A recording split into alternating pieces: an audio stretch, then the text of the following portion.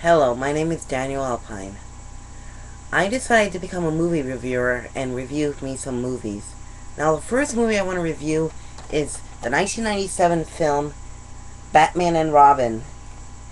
Now, Batman and Robin was the fourth Batman film in the Batman film series. It was directed by Joel Schumacher, who also directed Batman Forever and other films like Phone Booth and Lost Boys, and even the 2004 film version of The Phantom of the Opera. Now, Batman and Robin has been considered as the worst superhero movie ever, and I'm going to have to disagree with that. I'm really here to defend this. Like, I have no idea why why people call it bad. Like, I really like it. It was like the first Batman film I ever saw, and I saw it when I was like a little kid, and I saw it recently, and I don't see anything wrong with it. Most people have problems with, Uma Thurman and Arnold Schwarzenegger's acting, and, they're really great acting, like, all of the way they really can depict villains, and also people have problems with the Mr. Freeze ice jokes. Like, I don't really have a problem with that because the guy's insane. He wants to fill the world with ice and destroy everything. So, there's only two things that I admit that are kind of bad. The one thing is the nipples on the bat suit, like that Joel Schumacher came up with.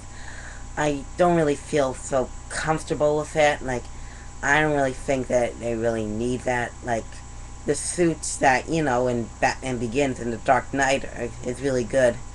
But, I don't really like the other bat suits. Also, when Poison Ivy finally, gets defeated by Batgirl, played by Alexia Silverstone, she yells out curses, which I think is a little cliche mostly. That's not really necessary.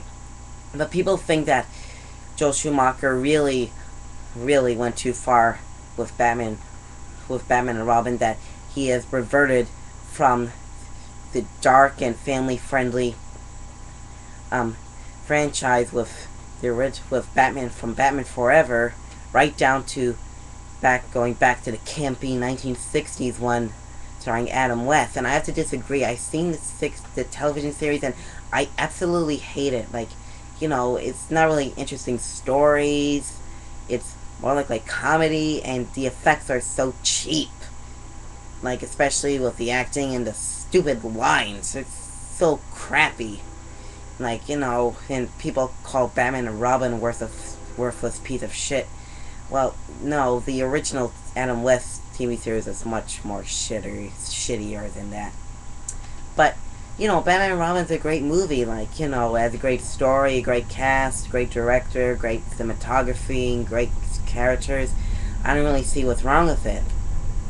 Like, the thing is, some of the most epic, style to it than from the first movie. Although, I do mention another thing.